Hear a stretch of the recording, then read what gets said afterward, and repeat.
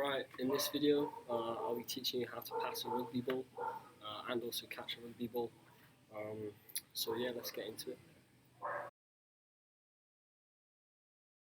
So the hand positioning you'll need is, so if I'm passing to my right, you'll have your left hand on the bottom third, trying to take up quite a lot of ground, and you'll have your top hand on the top part of the bit, the front hand on the top part.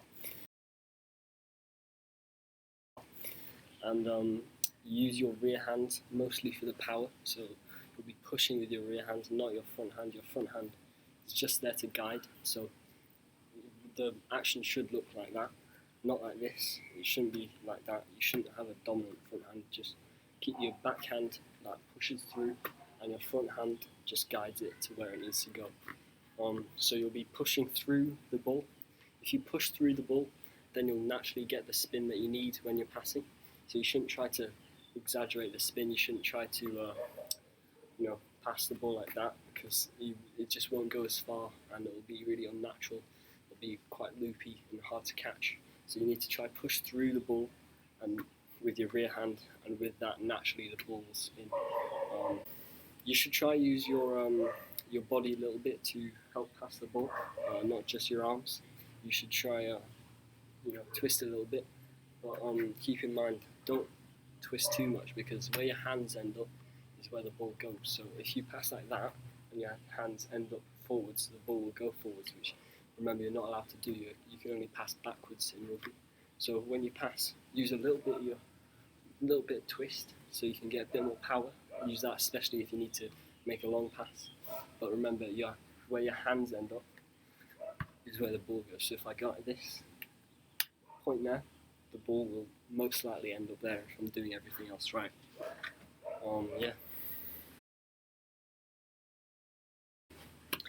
So some things you can do to help practice your passing is, if you have partners, if you have a partner, if you have a friend, you can just practice passing to them. Pass to them, they pass it back. That'll help both of you with your skills. But if not, you can always just pass it up. Try get that spin on it. That'll help you. That'll help translate to when you actually want to pass and want to get the spin. So that's a useful thing to do. Something else is, if you have a football or something like that, you can throw it against a wall using a passing motion, because a rugby ball has a bit of an uneven bounce. So if you pass it, it might bounce over there, could break a glass or something like that. So if you have a football, just bounce straight back to you, provided it's a straight wall. Or just bounce, and that will help practice your passing. Practice makes perfect, so try do as much practice as you can. Well, another thing you can do is, if you just do this, so side on view, just try to keep your rest of your arm straight, just your wrists, and just try to spin it up. That'll help get the final action in the pass ready. It'll give that extra little distance, so you'll have the twist and the little wrist flick that will give you maximum spin, maximum distance and efficiency.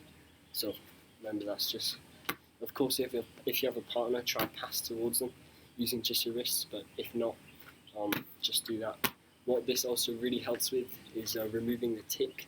So the tick when you're passing is when you pull it back and then pass. You should try to get rid of that, because it makes the defence really know what you're about to do. So say I catch it, I run a few steps, a side step, and then go like this.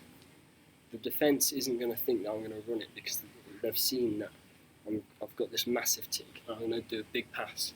So they're already going to be moving on to trying to defend the person I'm going to pass to, which is really harmful to the attack. So you should try do this, get that wrist action, and then you can eliminate that tick and just go straight, which really helps. Once you get a bit better, some drills you can do. I'm sure many of you know what a scrum half is. So they have to pass the ball off the ground. So what you can do to this just helps in all sorts of different ways with your passing. just get on one knee and just maybe with a partner or a wall, just practice off the ground, straight passing. What you can do, you can have one arm up and pass. That'll help with your just making sure that your rear hand is providing the power. Or you can go through the legs, so like that. That'll help as well. Just making sure you're doing lots of it, because practice makes perfect with this. Now onto, so all that is just for standing passing. So what you need to move up to is running while passing. So you need to be able to catch the ball while running and then pass it to your next teammate. So something that will help with this is if you throw the ball up, try and run and then catch and pass. So run and pass like that. Just simple stuff like that. You can use a football again, so you can catch it, throw, catch, pass the football against a wall, catch it back. Passing the football against the wall will also help your catching skills, of course, as will this. And most likely, most of the things that you'll be doing that helps your passing will also help your catching, because they come together usually.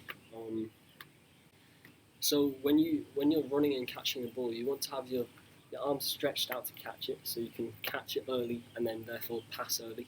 But you don't want your hands stretched out fully, because if you have your hands stretched out fully, that'll make it hard to catch. So when you catch, your hand's in a W, but you don't want it like that. You want it slightly bent, slight bend in the arm, so you can cushion if it's a fast pass, and then go straight across. You don't want to be catching, bringing it to your chest, pulling it back and then passing, because that takes too long.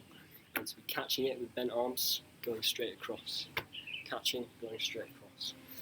This is best trained with, of course, friends, teammates. What you can do, you can form a group of 4 maybe, and just pass it down the line while running up the pitch. Pass it up and down. That'll help get both your arms good at passing, so that's good. So once you can confidently run and pass the ball, you need to try and apply it to game situations. So you need to be scanning the defence while also catching the ball. So you have to try to do both of them at the same time. I know it sounds hard, but you need to make sure you're focusing on not just one, making sure you're focusing on 2. But with practice, you'll need to focus less on each of them, which will make you faster at it. So say, for example, my teammate passes the ball to me. I'm just focusing on the pass. So I'm just focusing on catching the ball and passing it. But let's say I haven't looked at the defence at all, and say there's a big defender coming up, about to tackle me. I catch it, I'm about to pass, and then he tackles me. I knock the ball on because I wasn't looking at what the defence was doing. So what I need to do is I need to look at what the defence is doing, I need to analyse it, and I need to make a decision. But let's say I'm just looking at what the defence is doing. I've got my hands up, I'm looking at the defender that's marking me, and the ball comes and I drop it, knock on, same result. So you need to be making sure that you're multitasking almost. So you need to be scanning and looking, catching, looking, making a decision, and then passing off or running, whatever you decide to do. This takes a bit of practice, so something I recommend is, again, getting with a group of friends, having one group of 4 on one side, another on another side, and just running up and down, passing the ball. But with the other group, that means you're forced to be aware of where they are, so you don't make any collisions.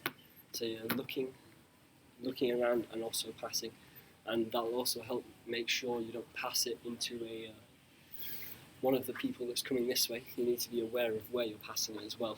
So yeah.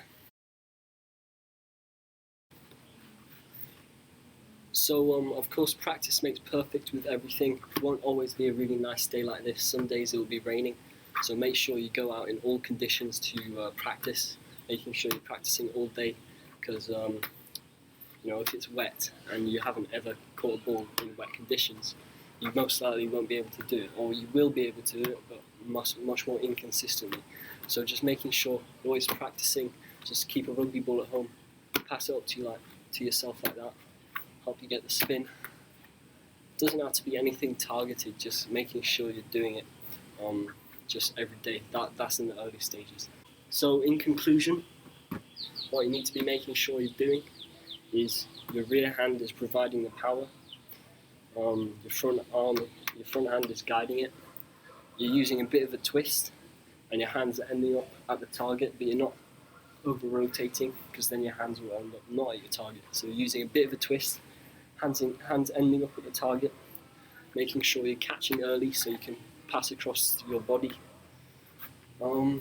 Yeah, I think that's it. I'll see you in the next video.